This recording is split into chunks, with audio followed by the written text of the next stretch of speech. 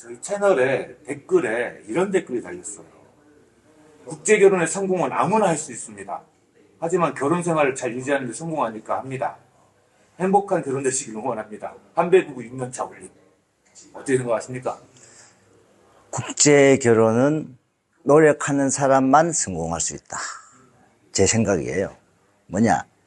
진짜 신부에 대해서 많이 생각을 해줘야 돼. 알아야 되고. 이 결혼, 제가 이 방송을 하는 것도 그렇잖아요.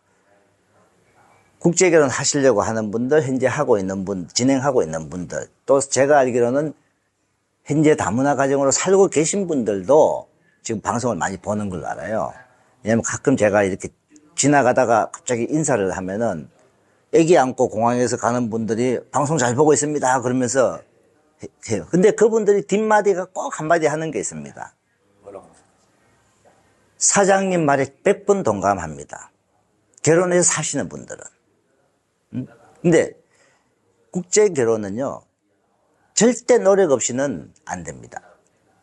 본인, 특히 왜 이렇게 한국 분들, 본인 고집 센 분들 있잖아요. 본인 주관대로 본인 하는 걸 그대로 끝까지 하려고 하는 그런 분들이 많이 힘들어요.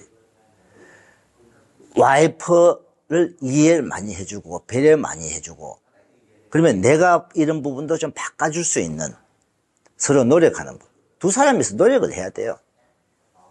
그렇게 안 하는 분들은 절대 성공을 못 한다는 거예요. 그러니까 제 생각에는 30년, 40년, 50년을 혼자 살거나 이랬던 분이 자기 생활 속에 익숙해졌는데 결혼을 통해서 한 번에 바꿀 수가 없잖아요. 일부요, 제가 상담을 하신 분들 중에서 이런 분이 있어요. 나이는 뭐 40대 말인 분들도 있고 50대 말인 분들도 있는데 본인 재력이 경제적으로 좋으니까 나는 이쁘고 학력도 있고 그런 여성을 만나야 되겠습니다. 젊고 소리 하는 분도 있고 안 하는 분도 있고 그래요. 근데 그분들은 결국은 여성을 뭐라고, 베트남 여성은 근데 물건 가져오듯이 생각을 해요. 그러니까 소모품을 생각하는. 네, 그래서 제가 가끔 전에 방송에도 간 적이 있는데 어떤 분이 사장님이 방송 들을 때는 다 모든 사람한테 이야기하니까 덜한데 자기를 앉혀놓고 이야기를 하니까 확 뭐가 찔린대요. 근데 과연 그분이 찔린다고 해서 바뀌겠습니까? 저는 상담을 하고 나서 이분한테 그래요. 본인이 결혼을 하실 생각이 50%라도 있다 그러면은 다음에 제가 찾아와서 계약서를 써요. 그러니까 계약서는 작성해 놓으시고 100% 결정이 되면 계약금을 입금하십시오. 단 제가 그때까지 연락을 안 합니다라고 저는 이야기하면서 계약서를 적은 분들이 많아요. 근데 그런 분은요, 제가 계약서 적으라 소리도 안 합니다. 한참 이야기하고 어떤 분한테는 제가 직설적으로 이야기하는 분들도 있어요. 그렇게 이야기하고 저는 그냥 와버려요. 머리까지 갔는데. 아니죠. 저는 이분을 상담을 해주러 갔어요. 계약을 하러 갔다기보다는 상담을 해주고 그 다음에 이분이 대화를 나눠보고 나서 충분히 결혼을 하는데 그래도 안정적인 생활을 할 수 있도록 생각이 된다 그러면은, 근데 제가 가장 하는 분들이 그래요.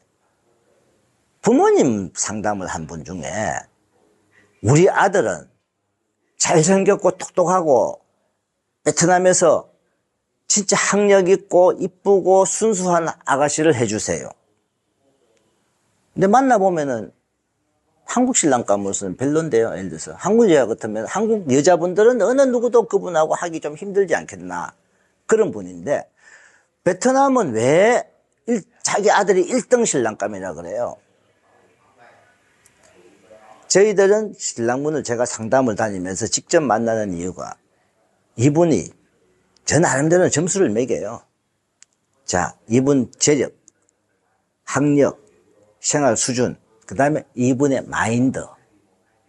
이런 분은 어느 정도의 분을, 신부를 추천하면 되겠다. 이러는 게 있잖아요. 근데 상황이 직업도 좋고, 신랑분 인물도 괜찮고, 단순하게 나이가 있다 보니까 베트남 결혼을 택하신 분들. 그분들은 베트남에서도 학력도 좀 있고 이런 분을 추천해도 얼마든지 돼요. 근데 사실 신랑분 뭐 외모상에도 뭐 좀 별론데 재력만 있다고 해서 좋은 신부를 해달라고 합니다. 근데 요즘요 신부들도요, 우리 지난주 말씀 볼 때 그랬어요. 사실 신랑분이 공무원입니다. 한국에서는 공무원은 1등 신랑감이잖아요. 근데 신부들 몇 명을 제가 추천했는데 다 잃어서 가버려요. 신부들이요? 네. 오호. 초혼이에요. 어. 나이 46이에요, 신랑분이. 다 잃어서 가버려요. 저도 깜짝 놀랐어요, 사실. 꽁아니면 여기서도 괜찮은 직업인데. 그러니까, 그것도 이제 뭐 일반 공무원도 구청 정식 공무원이에요. 근데 신부들이 다 잃어서 가버리니까 그 신랑분도 사실 당황했겠죠. 그 신부들, 지금 신부들도 그래요. 이제는 옛날처럼 막 결혼하고 가는 시대가 아니에요, 지금 신부들도. 진짜 본인이 원하는 남편을 만나고 싶은 거예요. 이제는, 전에는 제가 이런 말 했거든요. 한국 결혼의 70% 정도 따라왔다 하지만 지금은 제가 생각할 때 이제 80% 넘어갔어요. 진짜. 근데 왜 예전에 그런 말씀 나왔잖아요. 베트남 신부들은 돈보다는 자기를 아껴주는 남자였잖아요. 그렇죠. 돈이 아니고 외모도 보는 거죠, 이제는. 신랑분들 외모도 좀 보고 나이 차이도 최대한 줄이려고 그러고 이런 부분이 있는 거죠, 이제. 왜냐면 이제 신부들도 사실 여자잖아요. 여잔데 당연히 신랑 또 젊은 남자 만나고 싶은 건 사실이고, 근데 신랑분이 나이가 40대 한 중반이에요. 근데 동안이다 보니까 30대처럼 보인다면 인기 좋아요, 또. 그러니까 결국은 뭐예요? 신부들도 이제 외모를 본다는 거죠. 아무나 와서 이제 막 결혼하는 시대는 아니다는 거예요. 한국에서 사실 농사 짓는 분들이 여기 와서 신부 선택하는 것도 많이 어려워져요. 그래서 저는 이런 생각을 한번 가져요. 제가 주위에서 결혼한 분들, 어느 업체에서 결혼한 분들, 저한테 상담 전화가 와요. 나이가 50대 중반 이상인데, 신부를 소개를 받았는데, 몇 살입니까? 뭐, 20살, 21살. 그 신부 분명히 의심해 봐야 돼요. 왜? 진짜 한국 가서 제대로 살려고 하는 신부지, 무조건 한국만 가려고 하는 건지. 제대로 된 신부 같으면요, 46, 7살도 20살은 노하예요. 30대고 그래야죠. 네. 저는요, 49인데 28살짜리 신부가 노하우 가는 것도 봤는데요. 이 신랑 아주 괜찮은 사람이 있었어요. 근데 의외잖아요, 우리가 봤을 때는. 노해버리면은. 근데 이제는 과거처럼 다르고, 신랑이 아무나 와서 베트남에 와서 신부를 딱 선택해서 결혼하는 시대는 아니다.